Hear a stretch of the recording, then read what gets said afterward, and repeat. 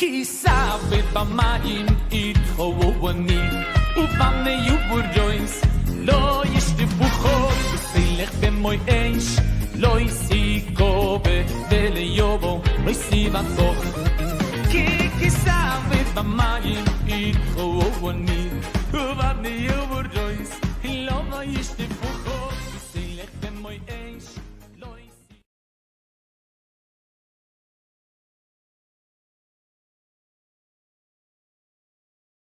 Hades TV Panamá y la congregación Hades Yameinu presentan el estudio bíblico de la semana con el Rosh Dr. Alexis Gómez. Nos encontramos en el Shabbat Shirah, conocido así, el sábado del canto de la porción Beshalach del año 5779, ¿sí?, de la creación de Adán. Han pasado pues esta cantidad de tiempo y la porción de hoy tiene una connotación muy especial. Es un Shabbat muy especial porque es llamado el sábado del cántico, porque hoy es que es leído en todas las sinagogas del mundo el canto del mar, ¿sí? El canto que entonamos cuando cruzamos el Mar Rojo. Y digo cruzamos porque todos cruzamos, ¿sí? No se sienta excluido, estábamos cruzando, y cruzamos el mar y cruzaremos nuevamente, ¿sí? Porque este canto, como dice el libro de Apocalipsis, vamos a buscar el texto de Apocalipsis, capítulo 15, curioso, en el mismo capítulo que está el Shirayam, el canto del mar. Apocalipsis 15,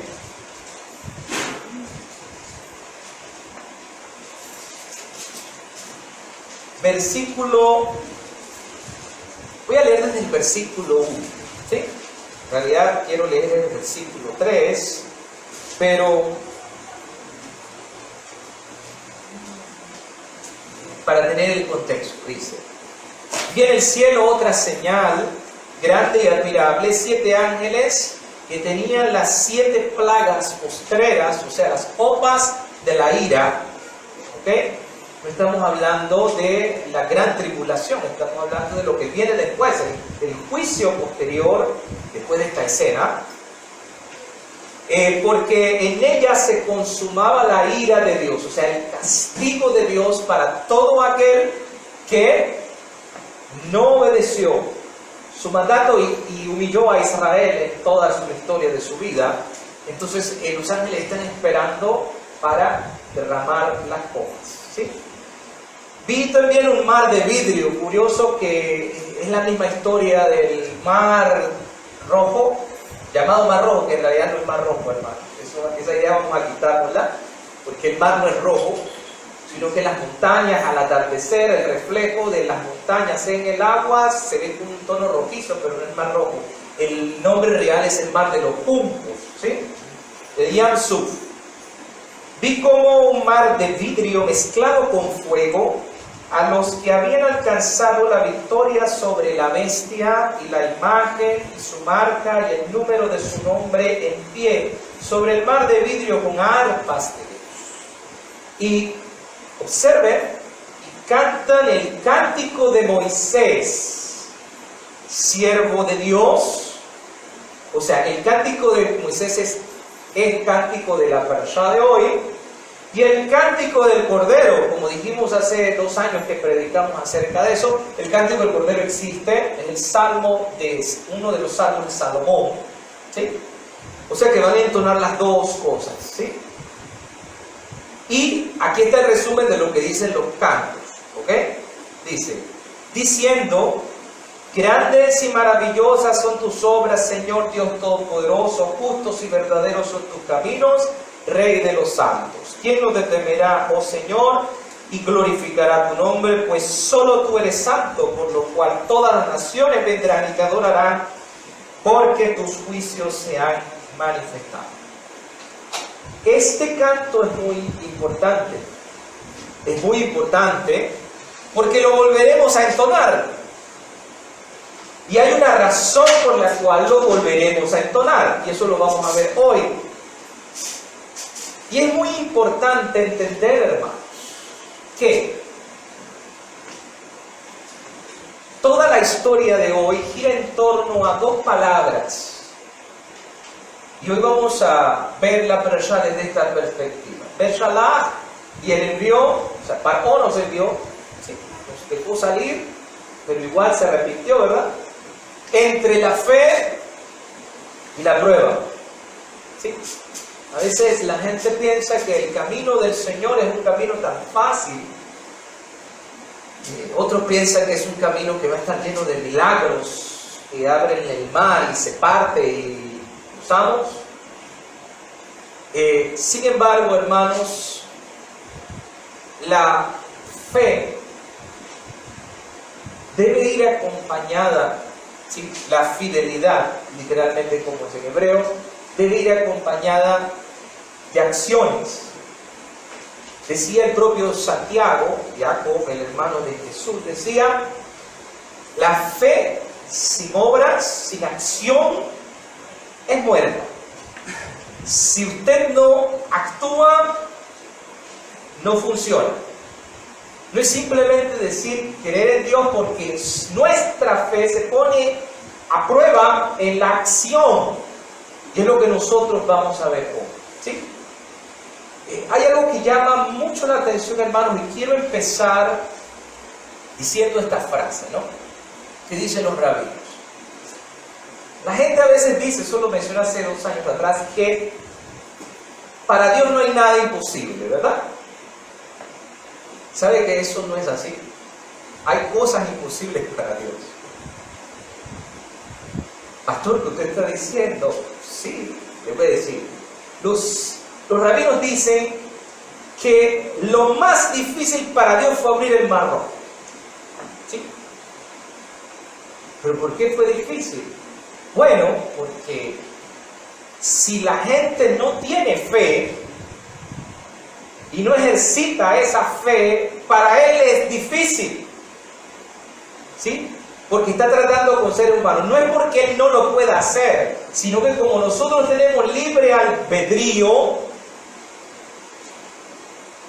es allí donde a él le cuesta por nuestras decisiones. Pero hay otra cosa peor, más difícil para Dios, que es unir a personas en matrimonio. Ese es más difícil que abrir el mar rojo.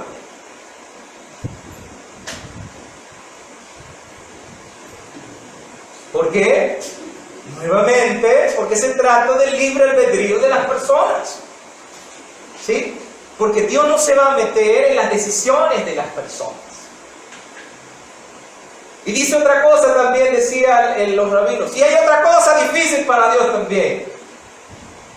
Dar el sustento a toda carne. ¿Por qué? Bueno, porque a veces la gente pone su esperanza en personas y en cosas y se olvida de Él, y entonces en vez de buscarlo a Él está buscando otras cosas, y ahí Dios tampoco se puede meter, porque está en manos de cada uno de nosotros. Entonces los rabinos dicen, si hay cosas imposibles para Dios, no porque Él no las pueda hacer, sino porque tiene que ver con nuestras decisiones. Dios no se mete en lo que nosotros decidamos. Por eso nos dotó de libre albedrío. Lo único que Dios puede hacer, que es en el camino, claro está, al final Él juzga de todo lo que hacemos, ¿no? Pero Él no va a obligar a nadie a decidir, ¿sí? Cada uno es libre de escoger.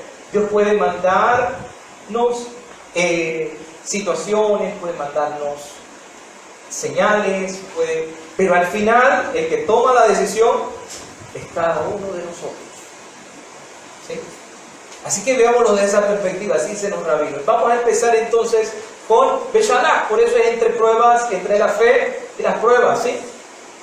Vamos a ver la historia, voy a contarles el Midrash. Miren, el Midrash son las compilaciones de las explicaciones de los rabinos de los textos bíblicos.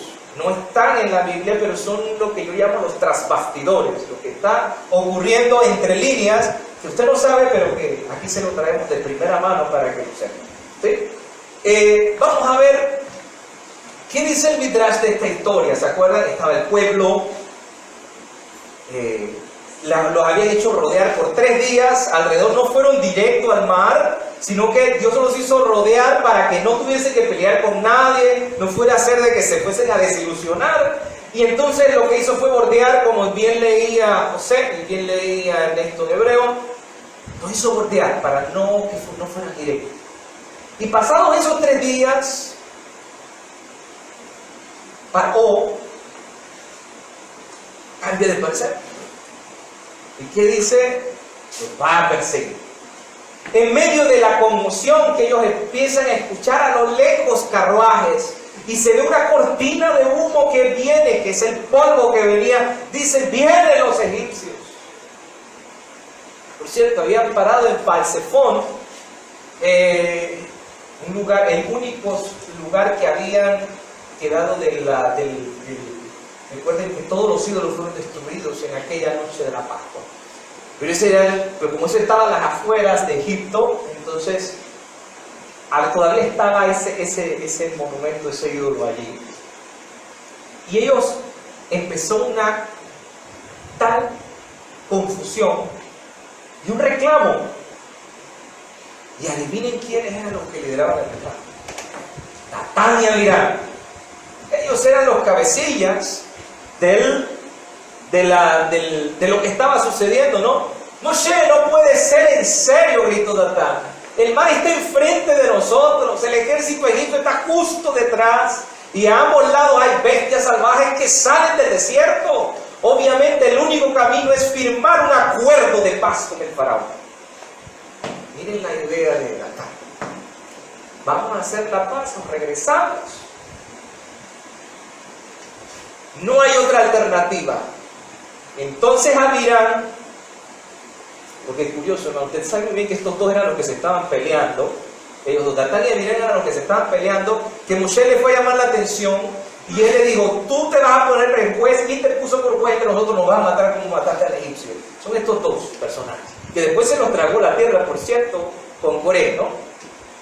¡Ridículo!, exclamó Abiram. Después de todas las plagas que golpearon al faraón, él no cumplió su promesa de dejarnos ir. Miren cómo se contradice el uno con el otro. Pero miren, ¿crees que podemos confiar en su palabra un minuto? El único camino es pelear. Tenemos lanzas y espadas y la voluntad de utilizarlas. Los judíos nunca más tendrán que escapar. Había la posición, peleamos, nos rendimos. Estaban tan cegados que no vieron una tercera alternativa, ¿no? Y la más importante, ¿qué pasa con nuestros hijos?, preguntó Yosí con desespero. ¿Qué pasaría con nuestros hijos?, preguntó Yosí, otro judío que estaba allí. Nos matarán en la batalla. Después de todos los milagros de los que fuimos testigos en Egipto, corramos al desierto y arriesguémonos a las bestias salvajes. Después de escuchar las opciones, Moshe decidió, debemos decretar un día de rezo, de oración, y suplicar a Dios que Él nos salve.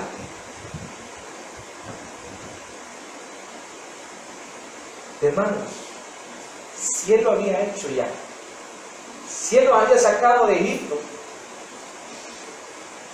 ¿por qué no considerar el hecho de que nos libraría de esta situación? En medio de ese punto, la respuesta de Dios fue clara. ¿Qué están esperando? Se la pasaron todo el día orando y rezando. Entonces Dios se cansó y dijo, ya basta, deja de orar. ¿Sí? Ahora no es el momento de rezar, solo entren al mar y confíen en mí. Pero entren. Ahora entienden por qué los rabinos dicen que para Dios es imposible. Porque si los judíos no entran en el mar no se parte. Tienes que arriesgarte, entrar, para que se parte. Es curioso cuando usted lee el texto de la parashá, dice, de la porción de hoy dice, que Dios le dice a Moshe, basta de orar, levanta tu vara y parte tú. Vamos a buscarlo, no lo digo yo. Vamos a ver si Reina Valera tradujo bien, ¿no? Éxodo.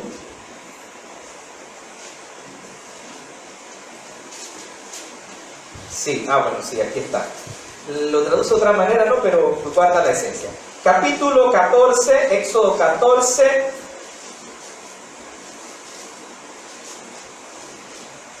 Versículo 15 y 16. Entonces Adonai dijo a Moshe, ¿por qué clamas a mí? O sea, Dios le está diciendo, ¿para qué me estás llamando? ¿Para qué estás orando? ¿Sí? Di a los hijos de Israel que marchen y alza tu vara y extiende tu mano sobre el mar y divídelo tú, pártelo tú. No lo voy a partir yo, lo vas a partir tú. ¿Sí? No es que Moisés sea Dios, ¿ok? Sino lo que está diciendo es, hazlo con fe. Pártelo. Y entre los hijos de Israel, por el medio del mar, en seco.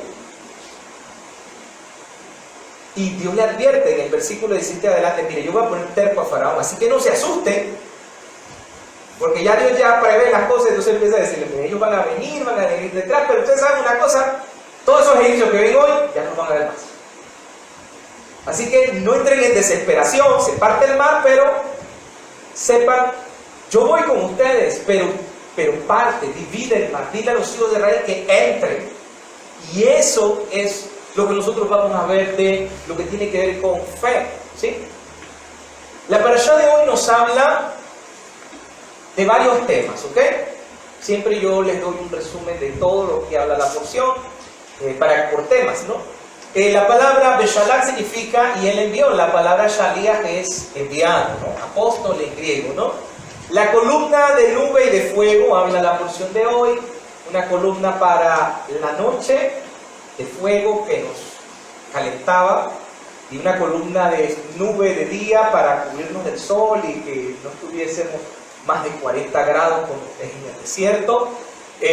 Entonces Dios nos cuidó en la noche muy frío, congelado, en el día muy caliente, entonces Dios nos provee de columna de nube y de fuego. Los israelitas cruzan el Yam Suf, el mar de los juncos, en la historia de hoy. Hay el cántico de Moshe y el cántico de Miriam, el de Moisés y de Miriam.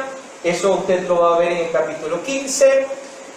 Luego de este episodio, hermanos, que es lo que vamos a hablar, después de aquí vamos a hablar de pruebas con estos últimos temas, en la situación del agua amarga, de Mará, ¿sí? La situación de que tienen hambre y quieren pan, entonces Dios les manda maná, manú, ¿qué es esto? Y luego que tienen sed, hermano, entonces Dios les manda el agua de la roca, ¿sí? Que los acompañó por todo el desierto, por cierto, y que el propio Pablo dice, la roca que los acompañó en el desierto es Cristo, es Mashiach. Él les proveyó de agua en el desierto, agua viva, como él dijo, aquel que cree en mí, ¿verdad? Y tiene sed y cree en mí, y beba, y venga y beba, en él correrán ríos de agua viva. Era esa misma situación del agua de la roca, ¿sí? Y por último, una guerra contra Amalek. Hoy al final de la parashá dice, acuérdate de lo que hizo Amalek. Y este es el Shabbat Zahor que vamos a vivir próximamente, un sábado antes de la fiesta de Purim de la reina Esther, que no debemos olvidarnos de Amalek, porque de Amalek descendió Amán el malvado, y que trató de destruir a los judíos en la ciudad de Susa, ¿sí? En los días del rey Asuero, Ahasverosh, y de la reina Esther. Así que estos son los temas, hermanos, de la porción de hoy. Pero ahora nosotros nos vamos a centrar en nuestro tema específicamente. Entre la fe y entre las pruebas. ¿Sí? Alguien se retracta de su decisión. Miren, Paró, luego de haber sufrido la plaga del primogénito y él ser librado de la muerte, porque él era el primogénito, Dios lo libró para que viera la situación después de que el ángel de la muerte, Samael, pasara, ¿sí?, y acabara con todos los primogénitos, sean israelitas o sean egipcios. Todos murieron si no tenían la sangre en el dintel de las puertas, ¿sí? Y Faraón, miren la idea, Faraón cuando decide mandarlos después de la plaga, les dice, váyanse rápido, ¿verdad? Pasados los días, hermanos, yo no sé qué le pasa a Faraón, si es bipolar o qué será, pero el hombre cambia de acuerdo con los estados de ánimo, y él creyó que se le ocurrió que escuchó, hermano, que ellos nada más iban por 3 días, cosa que no está aquí. Él les dio el permiso para irse, pero luego cuando pasaron 3 días, él dice, oye, ellos no me dijeron que se iban por 3 días, ¿por qué no han regresado? Yo los voy a buscar. Así que él esperó que pasaran esos 3 primeros días, vio que no regresaron, hermanos. ¿Y qué sucede con Faraón? Voy a buscarlos. Pero aquí hay algo interesante, hermanos. Pasaron los 3 días y vio que no tenían intención de regresar. Así que Faraón empieza a armarse y empieza a buscar cómo ir a traer de vuelta a los esclavos israelitas. Pero recuerden que la plaga había matado a todos, o una plaga de animales, ¿verdad? Entonces no había caballos. Primogénitos de todo murió también, primogénitos hasta de las bestias murió de la plaga de lo que era del ángel de la muerte. Sin embargo, hermanos, ¿qué sucede? Que los egipcios que sí habían puesto la sangre, de ellos sí se salvaron. ¿Okay? ¿Ven? Por eso es que no era solamente cuestión de ser israelita. El egipcio que había seguido lo que los judíos estaban haciendo, entonces también se salvaron. Y esos animales también, ¿qué hizo? Lo que hizo Faraón fue recogiendo los caballos. Entonces, trató de recoger para formar un ejército de 600 hermanos. ¿Ok? Y Faraón quiere ir a buscar a los judíos, pero también quiere ir a quitarle todas las... Según él dice, nos robaron las riquezas. En realidad los judíos no se robaron ninguna riqueza de Egipto, eran los tesoros de José. ¿Se acuerdan que José había sido el gobernador y él había cobrado y había acumulado riquezas? Entonces esas fueron las riquezas que se llevaron también los israelitas. Entonces, ¿qué sucede, hermanos? 600 carros de guerra. Faraón consigue voluntarios para ir a buscar a los israelitas. Él ensilla su propio carro, motivado por su odio, y promete a su pueblo dividir el botín entre ellos en Éxodo 14:6. ¿Sí? Cuando los egipcios alcanzan a los judíos, ya es casi la noche, ¿ok? Aparece el pilar de fuego, como aparece en esta historia que usted lo lee y el pilar de fuego se distancia del pueblo de Israel y se coloca detrás de ellos para hacer una división y para mantener a los egipcios alejados mientras los judíos están tratando de ver qué es lo que van a hacer. Y es el momento que contamos en el Midrash que qué vamos a hacer, si nos rendimos, si nos vamos a las bestias, si en realidad vamos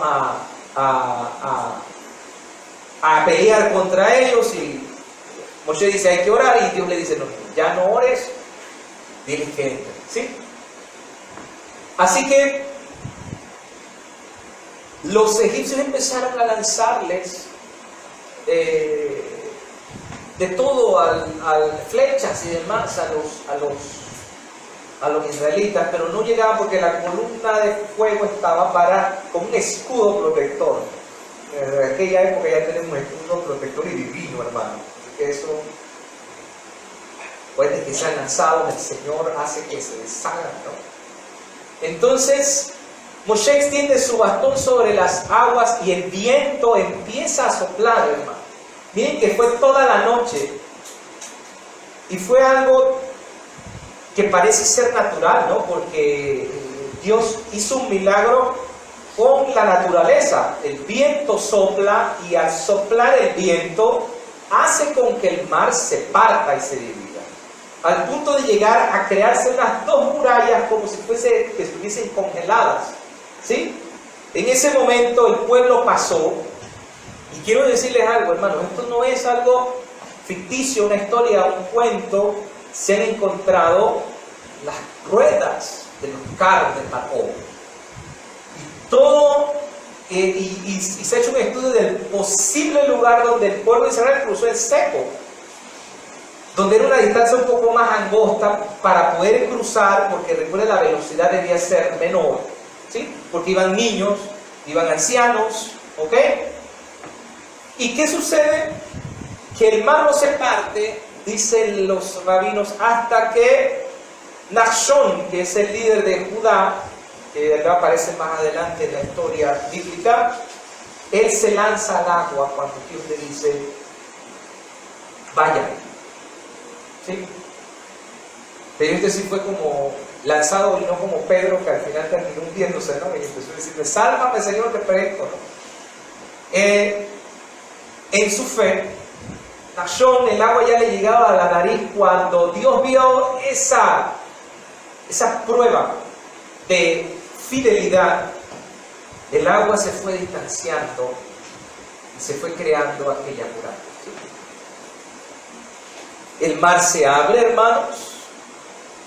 Hay algo que llama mucho la atención. Los rabinos dicen que la escena del mar partiéndose es una escena tan poderosa.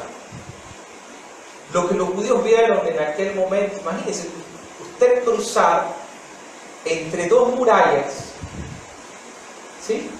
Y después de cruzar entre dos murallas, usted ve que los peces están en un lado y los peces del otro lado. Usted ve las bestias marinas y todo, y usted cruzando en el medio, ¿no? Mínimo un vidrio, así como si fuera un acuario, ¿sí? Pero lo más curioso, hermanos, que los rabinos dicen, y que es lo que conecta esta historia con Apocalipsis, como lo vamos a ver ahora, es que los judíos experimentaron lo que se experimentará en la resurrección. La presencia divina, el reino, estuvo presente en ese instante. Y lo vamos a probar en la Biblia, no porque lo dicen los rabinos, porque lo digo yo, está ahí. Solo que quizás usted leyó el texto muy rápido y no lo vio donde estaba, ¿sí? Pero sí, hermanos, dice que lo que vieron los sirvientes, la gente más humilde, hasta los más letrados de Israel, ambos, sin importar, vieron cosas mayores que las que vio Ezequiel. Si Ezequiel, usted dice, en el Ezequiel 1:1 dice, los cielos se abrieron y yo tuve visiones de Dios en su trono. Lo que vio Ezequiel no es ni la cuarta parte de lo que los israelitas vieron cuando cruzaron, dicen los rabinos. O sea que fue majestuoso lo que se vivió y lo que experimentaron al cruzar el mar. Con la salida del sol, inmediatamente cuando ya va amaneciendo, el pilar de nube regresó al campamento y el pilar de fuego debajo de los egipcios. ¿Y qué fue lo que hizo? Hicieron que las ruedas de los caballos, cuando ellos intentaron cruzar las ruedas de los carruajes que iban tirados por los caballos, empezaran a derretirse, al punto que se quedaron atascados, hermanos. Y usted sabe bien eso en la historia. Y una vez que ya habían cruzado, ¿qué pasó con las aguas? Volvieron y los sepultaron. Pero hay algo interesante que debemos ver, ¿no? Que los egipcios, cuando están viendo que todo se está atascando y ya están casi en el medio, a punto de caer las aguas sobre ellos, entonces es que reconocen, ¿saben qué? Estamos peleando no con cualquier dios ni con cualquier ídolo. Dios está peleando por ellos en Egipto. Eso está en Éxodo 14:25, usted lo puede leer. Los rabinos dicen, bueno, por lo menos vale la pena reconocer lo que Dios está haciendo antes de morir. Eso fue lo que ocurrió con ellos. Reconocieron que era Dios, que no era mano humana y que no era ningún truco mágico como se pensaba, ¿no? Dios ordena a Moshe que mueva su bastón, las aguas retornan, sepultan a los egipcios, pero hay algo que el detalle bíblico no nos menciona qué pasó ahí en ese interín. Y es que los israelitas, dice 14:30, hermanos, dice: así salvó Adonai aquel día a Israel de la mano de los egipcios. E Israel vio a los egipcios muertos a la orilla del mar. ¿Qué significa eso? Porque esto está un poco extraño. Si los egipcios se quedaron atascados en la mitad, ¿cómo es que se murieron a orilla del mar? Si ese puerto era ahí. En español usted dirá, no, quizás vino el agua y salieron flotando los cuerpos y llegaron hasta las orillas. No. En hebreo dice literalmente que los egipcios se murieron a orilla. Ellos lo vieron a la orilla. Es decir que estoy ya del otro lado para ir a la tierra prometida y entonces en la orilla los egipcios se están muriendo. ¿Qué fue lo que ocurrió, hermanos? Es la pregunta. Ellos no lograron alcanzar la orilla. El agua cayó cuando ellos iban en la mitad. Esto fue lo que pasó. Dios no quería que los egipcios pensaran que los judíos se estaban ahogando también. Entonces lo que Dios hizo fue lo siguiente. Tampoco quería que los judíos pensaran que los egipcios estaban saliendo por el otro lado. Para que los judíos vieran que sí en verdad se había cumplido lo que habían dicho y que los egipcios también se dieran cuenta que los judíos no se habían muerto, entonces el mar expulsó a los egipcios cuando estaban el 99% muertos. O sea que cuando el mar los trajo a la orilla, todavía estaban vivos. Y es muy curioso que los rabinos dicen que cada egipcio, los judíos estaban ahí arriba, cada egipcio logró ver, y cada judío logró ver al egipcio que lo había maltratado, morir frente a él. Eso es imposible. No, el Salmo 23 dice muy claramente que el Señor colocará mesa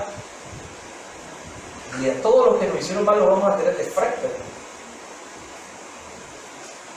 O sea que vamos a vernos cara a cara y vamos a ver cómo termina la historia. Porque yo puedo pensar que gané ahora, pero en la historia final yo voy a ver cara a cara al otro. Y esto fue lo que ocurrió. ¿Ok? Así que cada uno vio al el que lo había golpeado, y el que había golpeado había visto al que más había maltratado. Y lo vieron verse. Y esa persona murió frente al otro.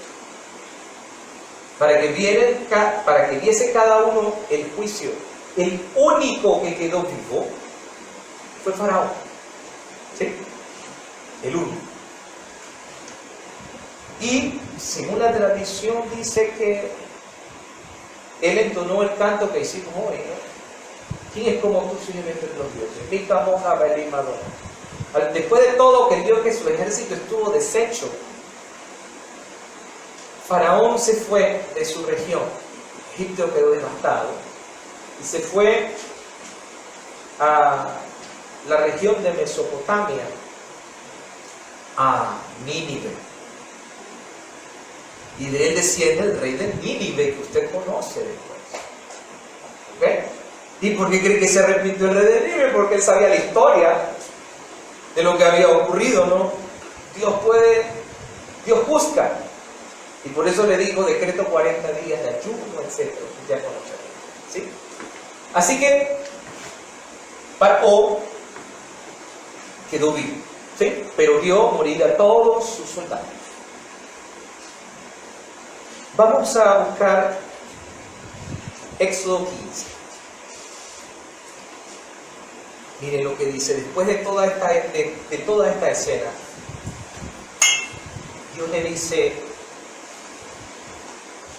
Moisés,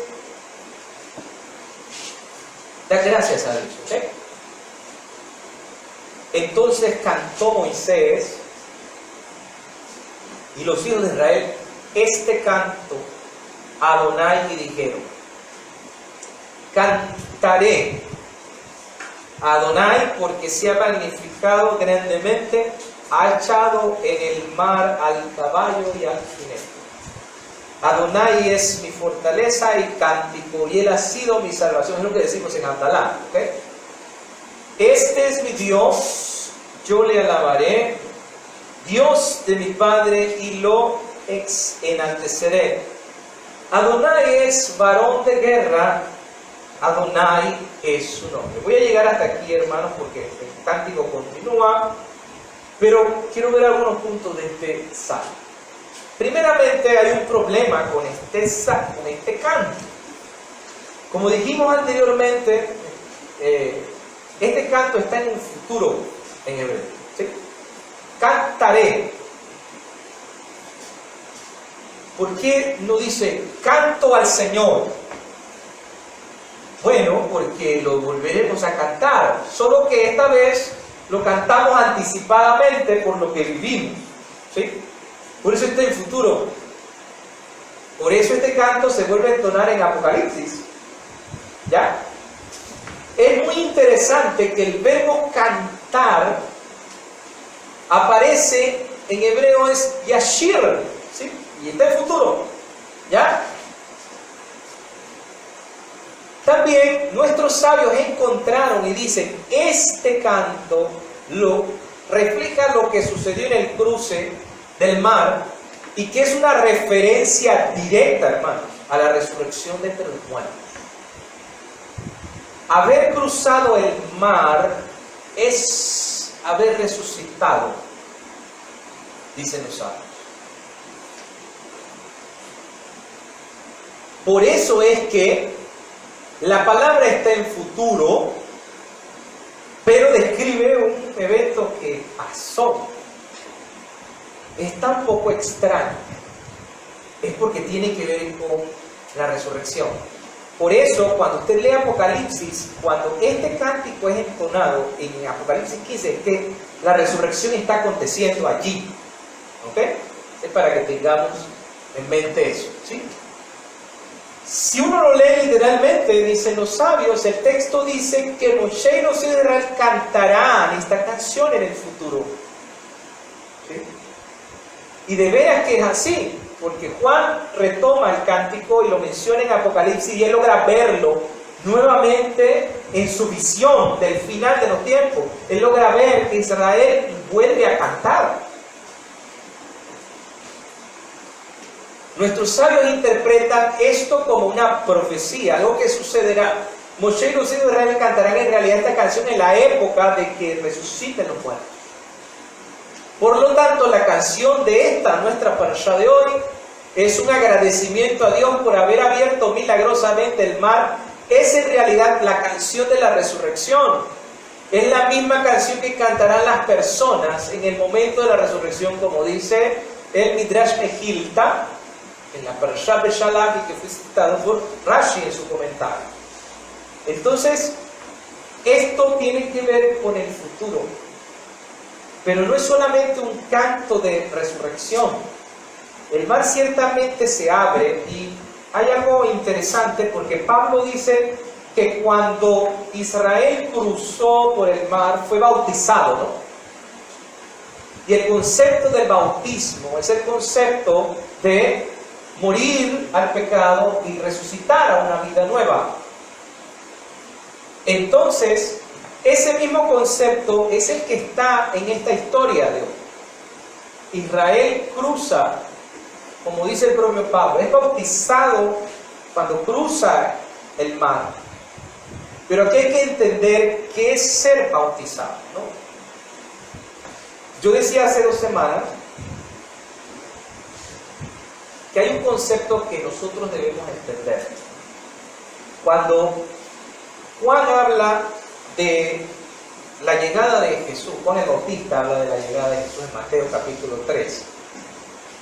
Él dice, yo los bautizo con agua, ¿sí?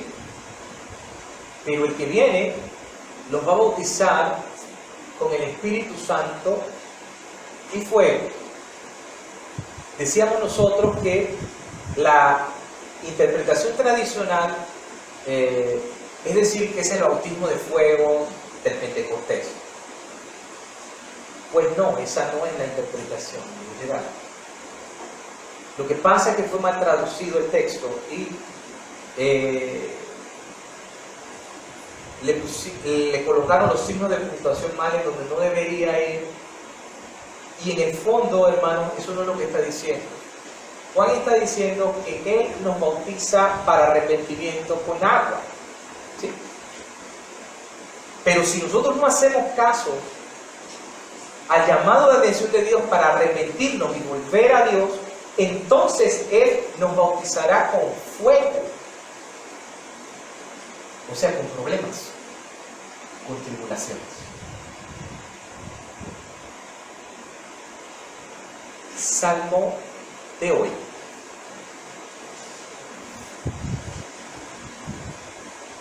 Salmo 66.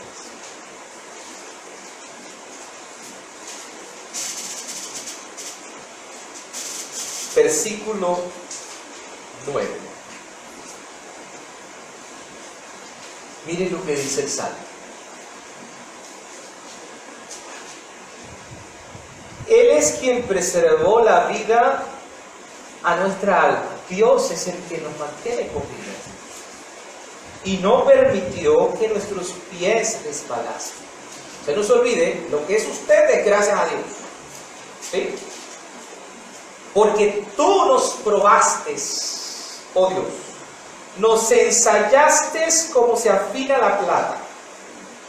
Nos pusiste en la red. Pusiste sobre nosotros sobre nuestros lomos pesada carga. Hiciste cabalgar hombres sobre nuestras cabezas. Pasamos por el fuego y por el agua y nos sacaste a la abundancia. ¿Qué significa eso? Esta es la escena esto está repitiendo lo mismo que pasó en el cruce del mar, este salmo. Pero yo, ¿cómo aplico eso en mi vida? Dios es el que me sostiene. ¿Ok? Es lo que dice el versículo que leímos, el versículo 9. Él preserva nuestra vida, de cualquier cosa. Aunque pensemos que no, que todo está perdido, Él preserva nuestra vida. ¿Sí? Pero el Señor nos prueba. Y aquí es donde vamos a ver la segunda parte más adelante de entre fe y prueba, ¿no? Para que esa fe se dé, Dios nos prueba. Dios nos prueba y nos ensaya. ¿Cómo? Y nos afina como la plata. Pero para afinar la plata y el oro, ¿qué hay que hacer? Para sacarle la impureza. Pásala por el fuego. ¿Ok?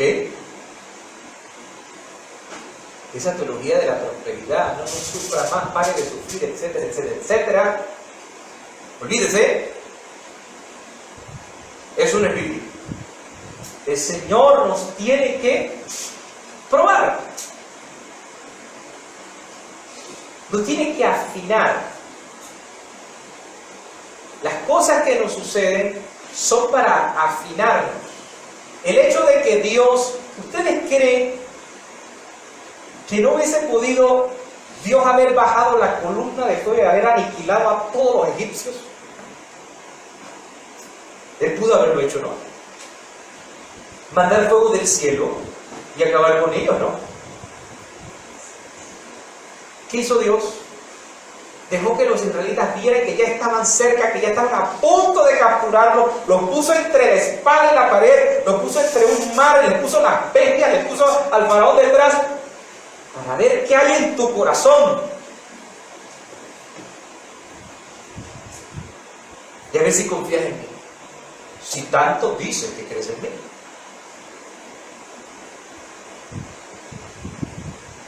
Pero harás algo. Fe es acción. Y es aquí, hermanos, donde la situación, como dice el Salmo de hoy, Él nos prueba, hizo cabalgar hombres sobre nuestras cabezas, trajo a Faraón para casi aniquilarnos, pero Él nos hace, dice, pasamos por el fuego de la tribulación, pasamos por las aguas de arrepentirnos, también del cruce del mar, y luego Él nos saca la abundancia. Solo si hemos superado la prueba que nos ha colocado.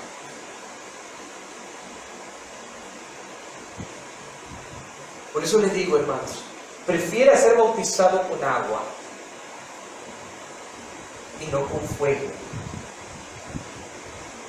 Porque con agua es para arrepentimiento, que usted reconozca antes de que las cosas lleguen.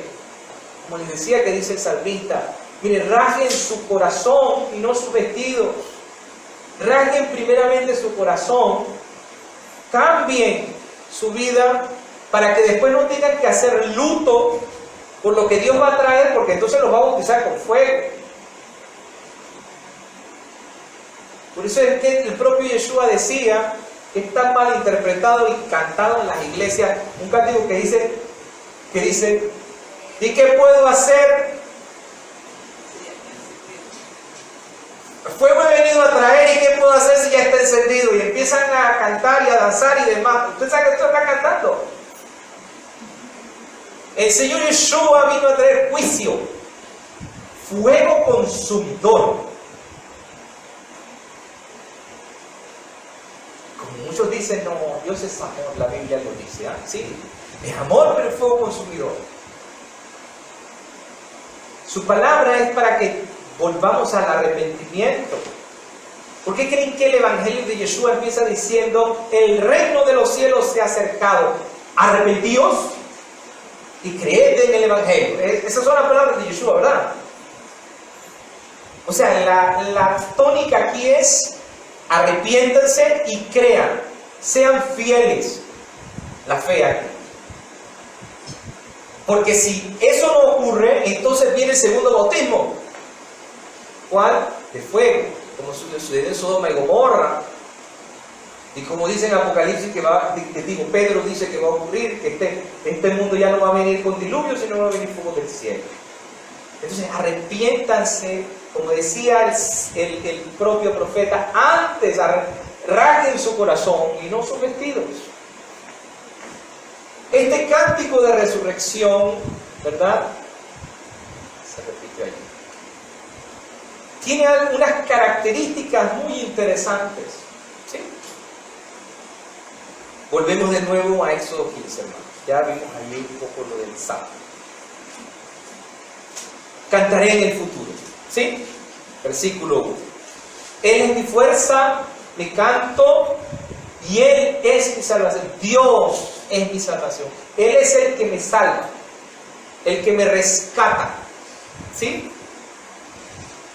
Miren lo que dice, este es mi Dios. ¿Ok? Y la traducción dice, y yo le alabaré, pero no, en realidad yo creo que dice que le construiré un santuario. El Dios de mi Padre, y lo enalteceré. ¿Sí? Curioso en hebreo, hermanos, cuando dice, este es mi Dios. Cuando usted dice usted dice, este libro, es porque usted lo tiene cerca y usted lo está tocando, ¿verdad? Porque si yo digo, ese libro está allá lejos, pero en hebreo dice, no, ese es mi Dios, no dice ese es mi Dios, sino dice, este es mi Dios. ¿No se había fijado en ese detalle, hermanos? O sea que esta gente palpó a Dios. Lo tocó. Espérense un momentito. Pero Dios es espíritu, nadie puede tocar a Dios. Y entonces, ¿a quién palparon? Mire el versículo 3. Adonai es un varón de guerra. Aquí está, dice. No, Dios es espíritu, Dios no es ningún varón. Los rabinos dicen, no, ese personaje que está aquí es Dios y no es Dios. ¿Quién es? Mashiach, el Mesías. Es él. O sea que ellos palparon, la gente que cruzó palpó los días del Mesías. Pudo palpar, sentir en su cuerpo lo que sucederá en el futuro. Por eso está el cántico de la resurrección. Dios se les apareció, hermanos. Es decir, ellos fueron capaces de señalarlo, de palparlo, sentirlo con sus dedos. Incluso las sirvientas, hermanos, que estaban presentes, tuvieron una visión profética que superó el nivel de las visiones, como dijimos, de la del profeta Ezequiel. O sea que esta no era cuestión, hermanos, cuestión de intelecto, o si era una persona que tenía más estudio, menos estudio, si tenía una mejor posición económica o no. El cántico dice que todos, hombres, mujeres, niños, ancianos, palparon. O sea que ese día, estas personas que presenciaron la realidad de la resurrección, es lo que dice el propio Pablo, Primera de Tesalonicenses. Ese texto usted lo conoce. Lastimosamente John Darby usó ese texto para la teología del rapto, pero en el fondo pues tiene que ver con esta historia, ¿sí? Primera Tesalonicenses capítulo 4, versículo 16. Porque el Señor mismo, o sea, el propio Yeshua, con voz de mando, con voz de arcángel y con el shofar de Dios, está hablando de la reunión de los exiliados, nos va a llamar a todas las tribus perdidas de Israel, de los 4 puntos cardinales, juntos con ellos a todos aquellos que se unan a Israel, se unan a la creencia en el Mesías, ¿ok? Descenderá del cielo y los muertos en Mashiach resucitarán primero, hablando del cántico de la resurrección, ¿sí? Luego nosotros, los que vivimos, los que hemos quedado, seremos arrebatados, y aquí es donde viene la teología del rapto, arrebatados juntamente con ellos en las nubes para recibir al Señor en el aire, y así estaremos por siempre con el Señor. El paralelo de ese texto también está en Primera de Corintios, capítulo 15, que habla de que seremos transformados. No lo voy a leer completo, hermanos, porque no nos va a dar el tiempo. 15:52 dice que los muertos resucitarán incorruptibles y nosotros seremos transformados. ¿Qué quiere decir eso de transformados? El concepto de transformados es el concepto que está aquí.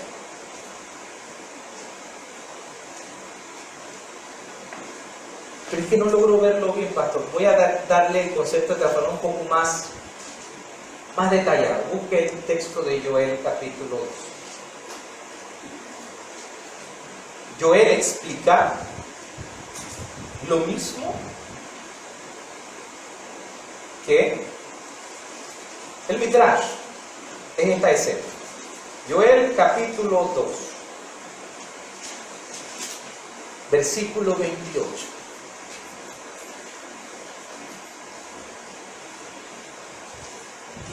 Después de esto, derramaré mi espíritu sobre toda carne, y profetizarán vuestros hijos y vuestras hijas.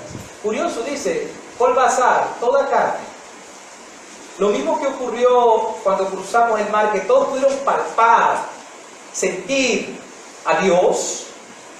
Dice aquí, todos profetizarán, vuestros hijos, vuestras hijas, vuestros ancianos soñarán sueños y vuestros jóvenes verán visiones.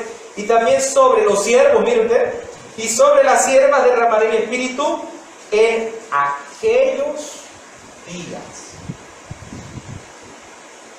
O sea que en el final de los tiempos ocurrió aquí y volverá a ocurrir. Cuando el Señor Yeshua venga, los muertos resucitarán, los que han muerto en Cristo, en Mashiach. Y nosotros seremos transformados. No es que nos vamos a morir, como dice Darby. Venimos, resucitamos, inmediatamente cambia nuestro cuerpo. No, nosotros seremos llenos del Espíritu, como dice aquí. Y podemos, para vivir esa realidad del reino, tal como lo vivieron en el canto de la resurrección, en el Shirayán. Y allí viviremos por 1000 años con el Señor. Usted conoce el Apocalipsis, a Satán será soltado, y después Gog y Magog, y por último el juicio final.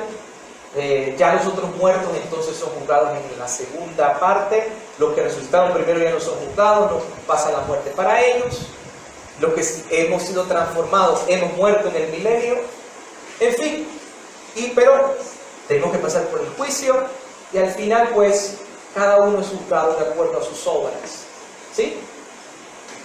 La sirvienta es mencionada como símbolo de falta de desarrollo intelectual, es decir, no es que es una persona letrada, pero igual ella llegó al punto de estar inclusive mucho más elevado que los profetas que vinieron después.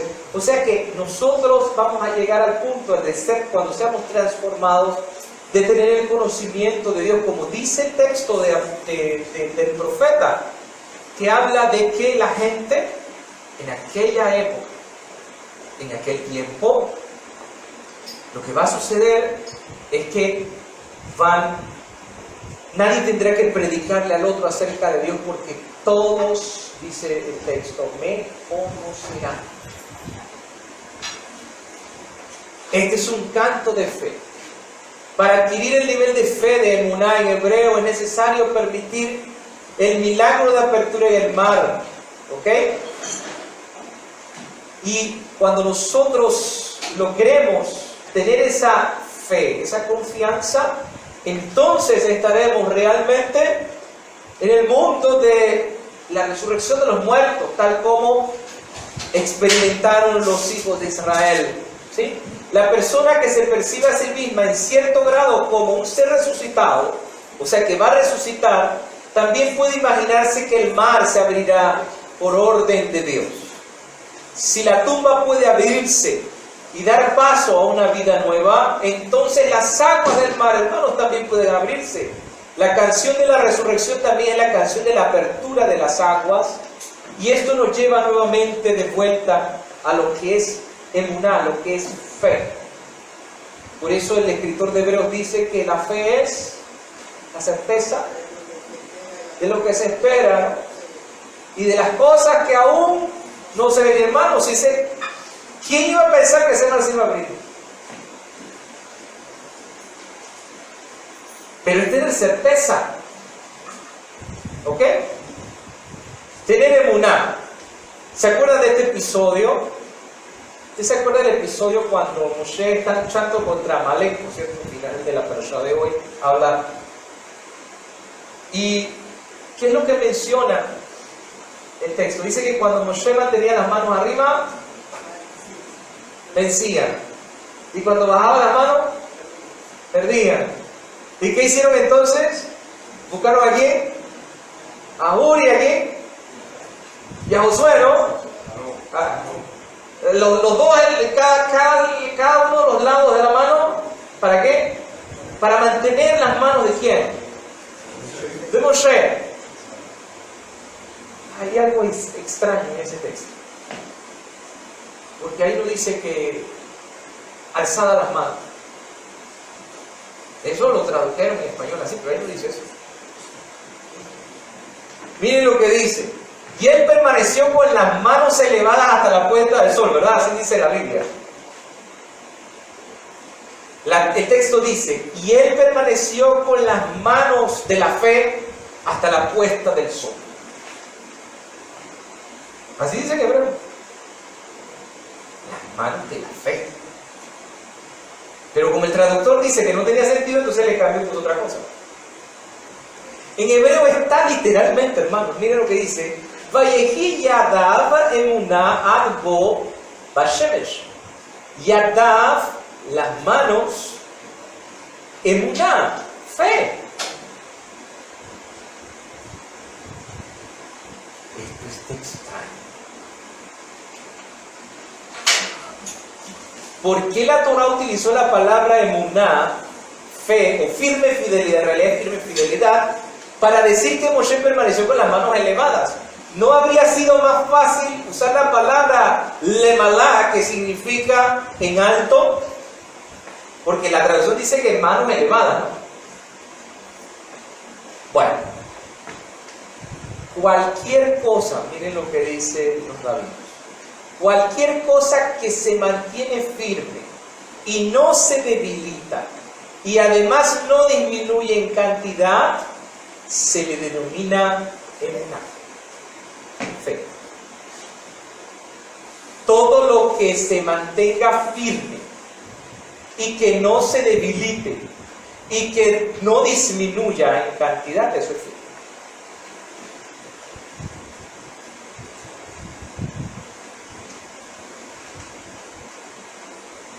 Si tuvieses fe como un grano de mostaza, pudieses decirle a ese monte, arráncate y échate al mar, ¿verdad? Ay, todo el mundo se imagina el monte arrancándose de verdad. No es eso. Yo le expliqué aquí en la parábola de Yeshua. ¿Lo repito? Sí. Bien. Hermanos, el grano de mostaza es Israel. ¿Sabían? ¿Por qué la mostaza?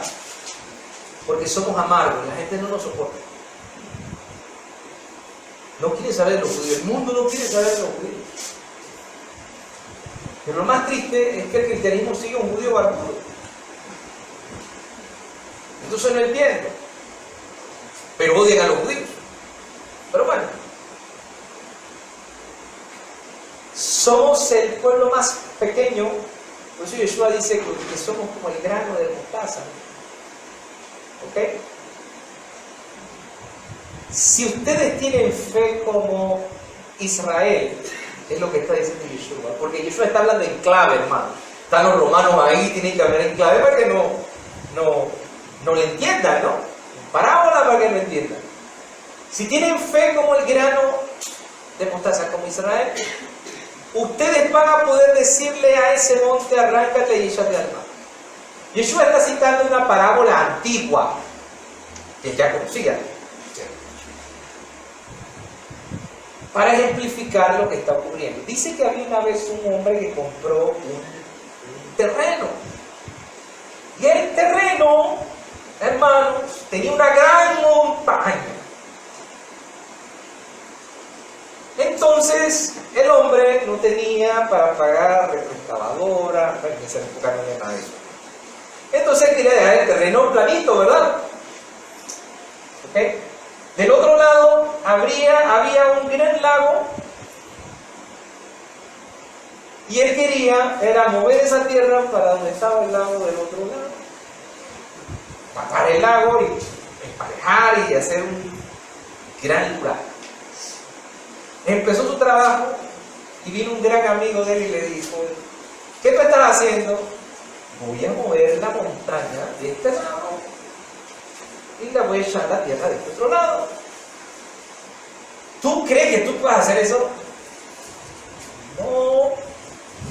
No lo voy a hacer de inmediato, pero voy a empezar. ¿Y cómo vas a hacer? ¿Ya contrataste gente? No, yo tengo aquí una pala y voy a empezar. ¡Una pala! ¿Cuándo tú vas a acabar? No, yo algún día acabo, pero voy a empezar. Empezó a burlarse y a decirle: tú eres un iluso, ¿cómo se te ocurre que tú vas a mover ese monte y lo vas a echar en el lago que está allá al lado? Eso es imposible. El hombre siguió. De repente el hombre mete la pala y se topa con una piedra. El hombre mete bien la pala, saca la piedra y de repente se desmorona todo ese monte y se cae en el mar, en el lago. ¿Viste que te dije que lo podía hacer? Ahora entiende la parábola de Yeshua. ¿Qué Yeshua estaba tratando de decir? Si usted es firme, se mantiene en el propósito y confía en Dios, Él va a hacer que la montaña se eche agua. Pero como usted está imaginándose desde el punto de vista espiritual neoplatónico, ya me imagino que todos los pastores están imaginándose que la montaña literalmente se arrancaba, ¿verdad?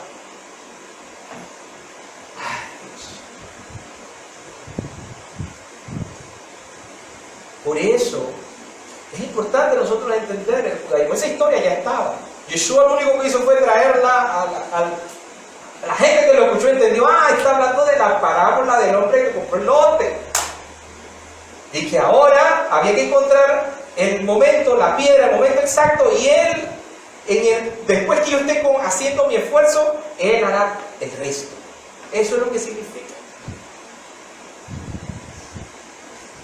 Por eso, hermanos, emuná es mantenerse firme, no debilitarse, porque el hombre que le decía al otro: no lo hagas, no vas a poder, ¿sí? No disminuye en cantidad. Por esta razón la Torah utilizó la palabra emuná con lo de Moshe, ya que Aarón y Hur, ¿sí?, se mantuvieron firmes, mantuvieron con la ayuda de Aarón y Hur. Las personas, cuando veían a Moshe, esas manos en alto, manos en fe, no es que las manos tenían algún poder.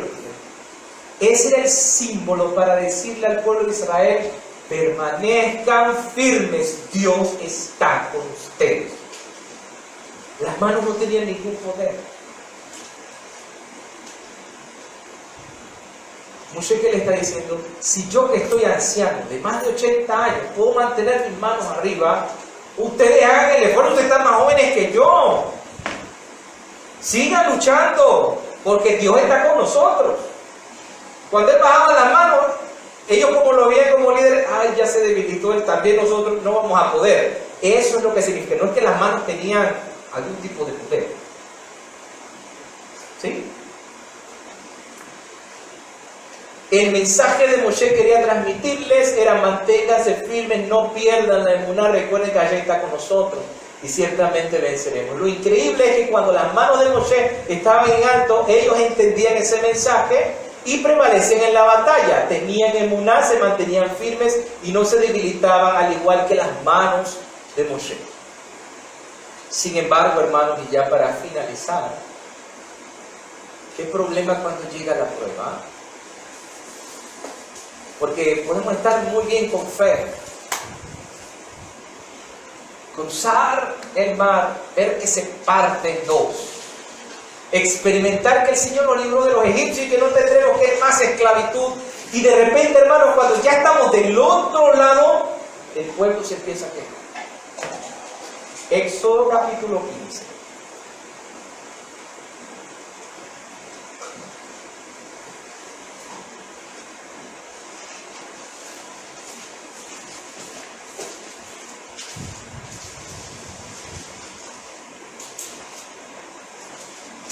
Versículo 22. E hizo Moisés que partiese Israel del Mar Rojo y salieron al desierto de Shur. Y anduvieron 3 días por el desierto sin hallar agua. Y llegaron a Mara y no pudieron beber las aguas de Mara porque eran amargas. Por eso le pusieron el nombre de Mara. Por eso es que le ponemos el nombre, la palabra mar viene de aquí, ¿ok? Entonces el pueblo murmuró contra Moisés y le dijo: ¿qué hemos de beber? Y Moshe clamó al Eterno, y el Eterno le mostró un árbol, y lo echó en las aguas, y las aguas se endulzaron.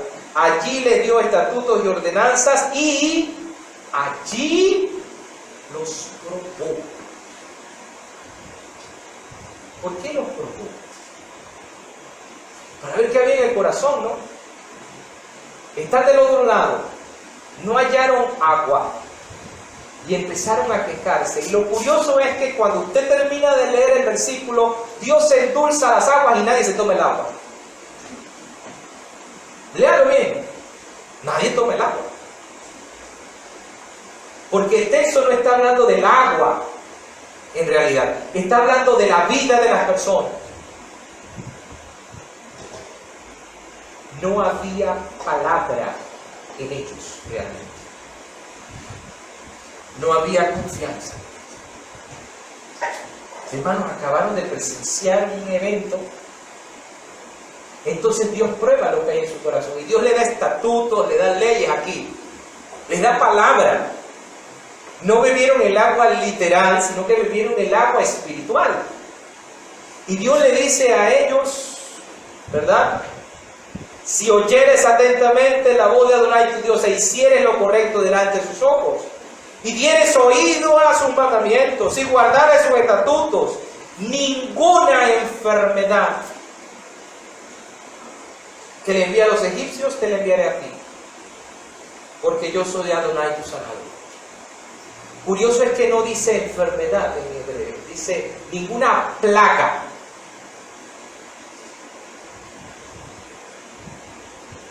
¿Quiere ser libre de lo que viene? De lo que dice Apocalipsis, que sucederá. Aquí está la receta. ¿Sabe cuál es? Si oyeres atentamente la voz de Adonai tu Dios, hicieres lo recto delante de sus ojos, y dieres oído a sus mandamientos, y guardas sus estatutos, ya no te preocupes. Él es tu sanador.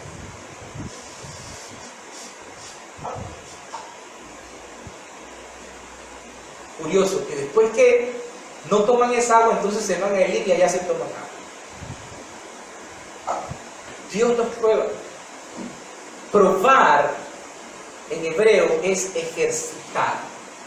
Todo ejercicio es un intento de solucionar algún problema que aún no ha sido resuelto completa y satisfactoriamente.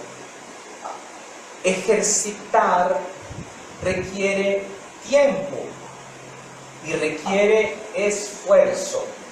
La prueba requiere esfuerzo. Miren que estoy usando la palabra prueba y no tentación. Dios coloca pruebas, pero Dios permite a Satán tentar para ver también si hay que hay en el corazón de la gente.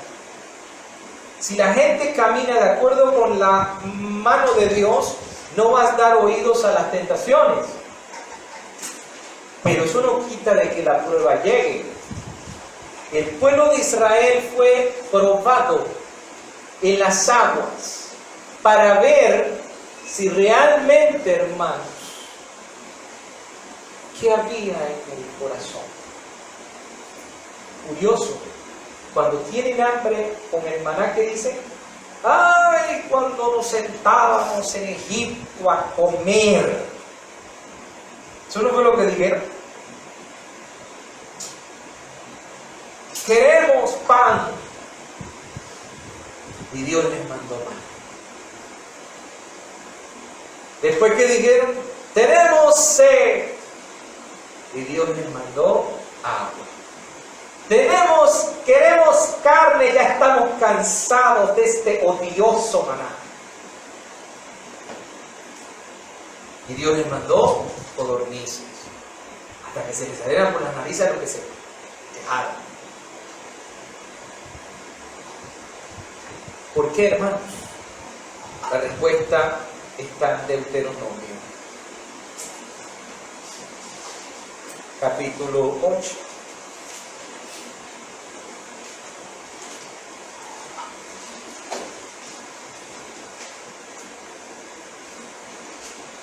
Y te acordarás, versículo 2, y te acordarás de todo el camino de donde te ha traído Adonai tu Dios estos 40 años en el desierto, para afligirte, hermanos. Mire, aquí nos dice para darte un carro, para darte una cuenta bancaria, como dice la teología de la prosperidad. El Señor te trajo por 40 años en el desierto, por los problemas que pasas, y quite esa idea de aquellos que le dicen a usted: es que, hermano, usted no está siendo bendecido. Esa idea de que bendición es sinónimo de plata y de riquezas. Eso va contrario a la palabra del Señor. Porque ser rico en hebreo, ashir, es otra cosa. Ser próspero en hebreo es otra cosa de lo que predican por aquí. Es muy fácil decirle a la gente: vive una vida fácil, sin problemas. Como vimos ayer en la historia de la iglesia, la gente sufrió, los primeros creyentes sufrieron, pero hoy nadie quiere sufrir.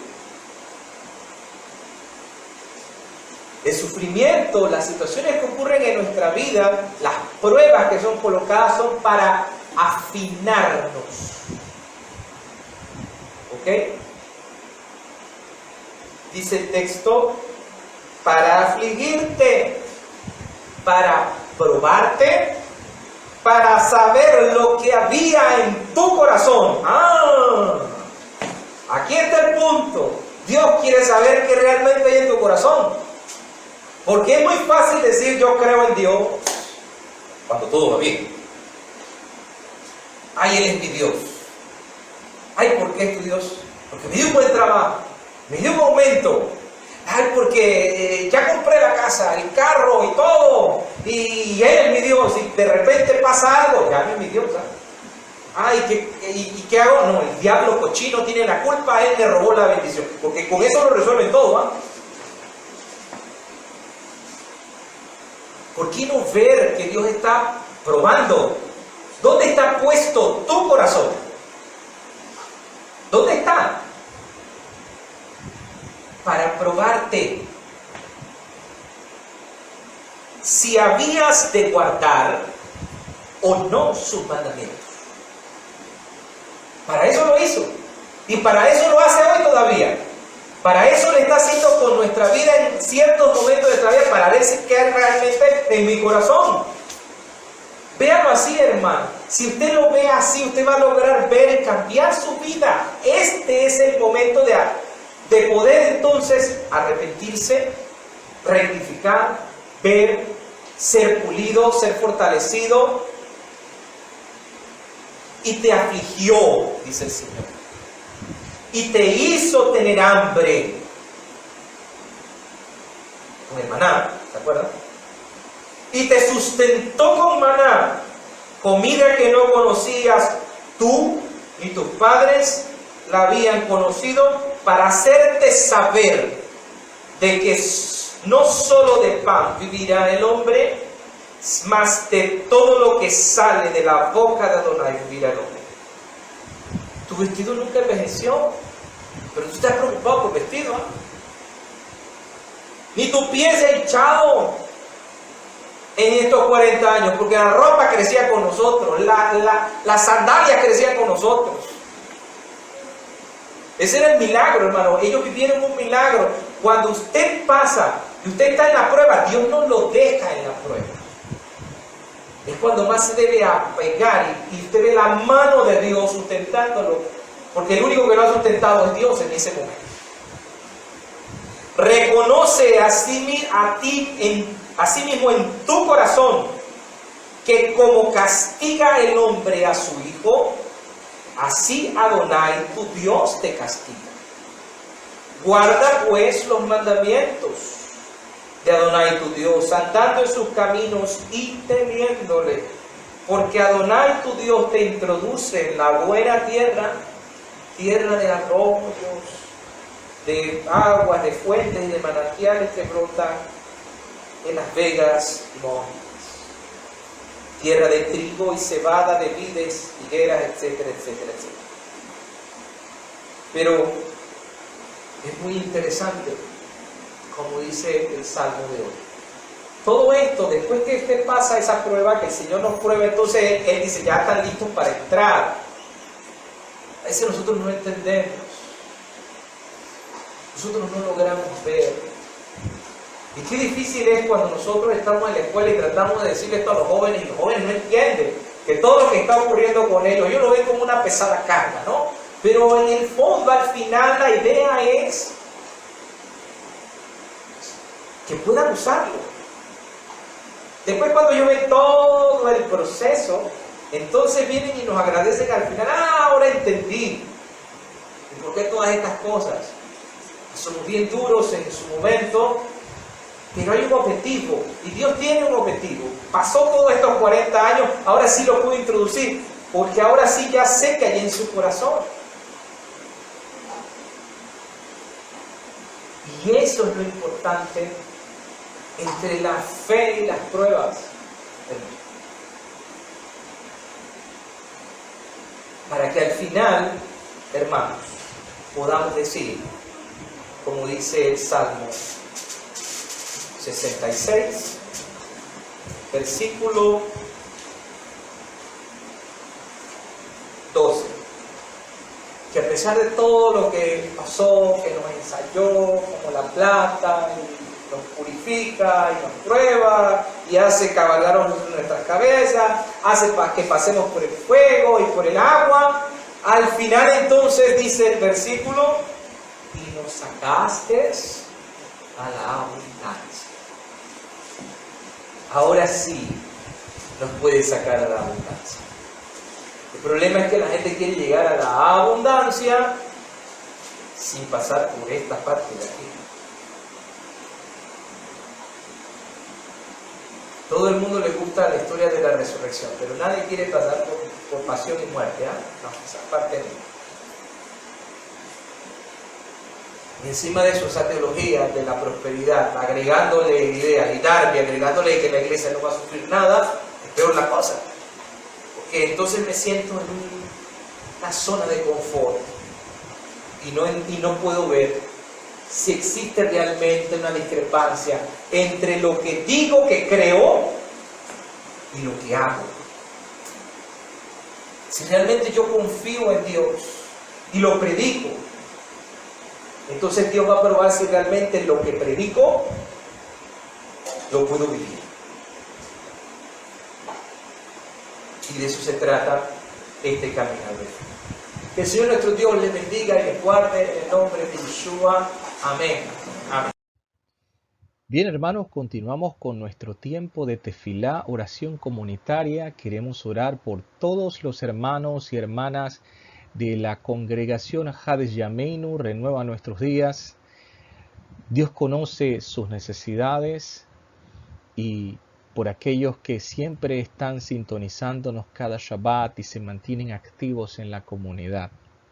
Pero en especial queremos orar por aquellos que necesitan Refuah Shelemá, salud completa.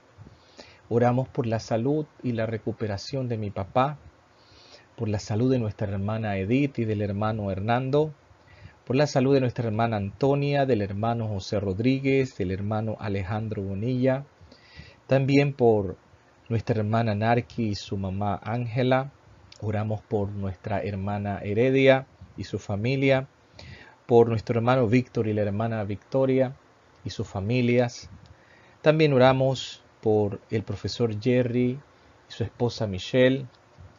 Oramos también por Fátima, la sobrina de la profesora Aixa, para que también el Señor nuestro Dios intervenga poderosamente y traiga cura en el nombre del Señor Yeshua. Oramos por nuestra hermana Mauricea en Brasil y por cada hermano y cada hermana de la congregación. Dios conoce sus necesidades, el Señor pueda suplir sus necesidades en el nombre del Señor Yeshua. Oramos por nuestros hermanos en Brasil, por el rabino Marcelo, el rabino Mateus y todos los líderes de la congregación Arción. También por los hermanos en la congregación Moreshe Yeshua, Roshet Valdo y todos los líderes, y también los hermanos en la ciudad de Aracayú, y también orando por los líderes de la Unión de Congregaciones Judías Mesiánicas en el mundo. En especial queremos orar por la vida del rabino Shulam y por cada uno de los líderes de la congregación Roe Israel en Jerusalén. Oramos por nuestro país, por las situaciones económicas, sociales y políticas, y por el mundo entero, para que durante toda esta situación que hemos vivido durante estos años pueda servir de reflexión para nosotros, enmendar nuestras vidas y reconocer a Yeshua como el Señor y el Mesías de nuestras vidas. Dad al Eterno la gloria debida a su nombre. Traed ofrendas y venid a sus atrios. Este es el tiempo que dedicamos a nuestros diezmos y ofrendas. Gracias a los hermanos que contribuyen quincenal y mensualmente en el sostenimiento de esta obra, y pues oramos al Señor nuestro Dios que pueda en su tiempo darnos la oportunidad de poder reunirnos presencialmente. Es un trabajo de todos y agradezco a aquellos que se han mantenido fieles al Señor para que este sueño que muchos tienen se haga una realidad, pero requiere, como vimos en el día de hoy en nuestra porción de fe y prueba, entre la fe y la prueba, requiere de nuestro esfuerzo, requiere de dejar de lado algunas cosas nuestras y cumplir con el Señor. Así que agradecemos a esos hermanos que siempre dan la milla extra y pues cumplen con su responsabilidad con Dios. Que el Señor les bendiga y les retribuya grandemente en el nombre del Señor Yeshua. Vamos a recibir en este momento, hermanos, la bendición final. Yivarechicha Adonai, Bishmerecha, Yair Adonai panav elecha, Behunecha, Yisa Adonai panav elecha, Veyasem lecha, Shalom. Que Adonai te bendiga y te guarde, que Adonai resplandece su rostro sobre ti, te muestre gracia. Vuelva Adonai su rostro a ti, te conceda la paz, en el nombre de Yeshua. Amén, amén. Shavua Tov, hermanos, una muy buena semana llena de la gracia y de la bendición de Dios en el nombre del Señor Yeshua. Un gran abrazo a la distancia y shalom, shalom.